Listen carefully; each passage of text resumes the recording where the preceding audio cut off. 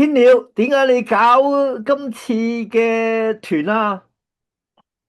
哇，係咁嘅。2026年咧，我係1月份第一次去，我哋嚟緊去嗰個地方叫中山旗溪村，一見鍾情啊！之後咧，我4月份同6月份咧都先後搞咗2團去嗰度做旅行啦、探訪啦、交流，咁就越搞咧就越開心。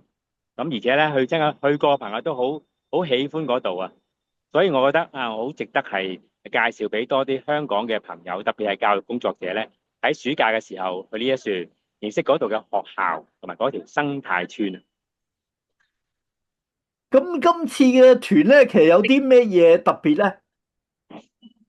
第一，我哋會探訪咧2間嗰度嘅特色學校，一間叫石門幼兒園，以辦呢個森林教育為佢特色；第二間咧叫桂南學校，佢哋有幾百人排住隊去讀 waiting list 啊，證明佢幾受歡迎啊。佢哋就係以美育為主題嘅，係喺國內啦或者嗰個地區嚟講係屬於咧好有特色同埋先進嘅一個學校嚟嘅。咁啱啲咩人去咧？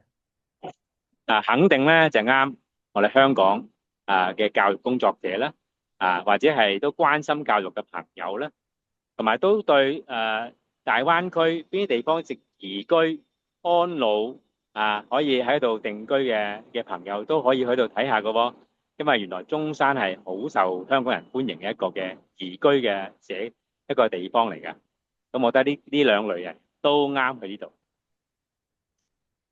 咁出發前你此刻嘅有咩感受啊？話說咧，嗱，我就係做教育好多年啦。咁之前嗰2次咧，都唔係好多老師能夠抽時間去，因為都要翻工，好多人忙。咁今次就特別咧，就為咗我哋教育同工而搞嘅，所以我帶住一個咧就係好強烈嘅分享嘅嗰種興趣同埋熱情啊！希望多啲老師啦、校長啦可以嚟啦。有啲咩彩蛋啊？大家會喺團裏邊會見到嘅咧？嗱，一咧就係嗰度嘅飲食啦。嚟緊會去食三個唔同嘅特色餐廳有2間我都覺得咧係超水準嘅，即係達到米芝蓮級一間叫走走餐廳，一間叫食瑜伽一食難忘啊！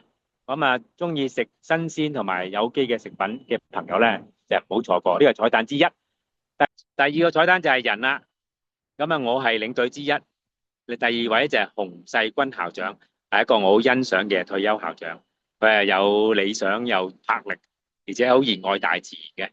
我相信咧，我哋兩個同行帶大家咧，本身就係一個彩蛋嚟噶啦。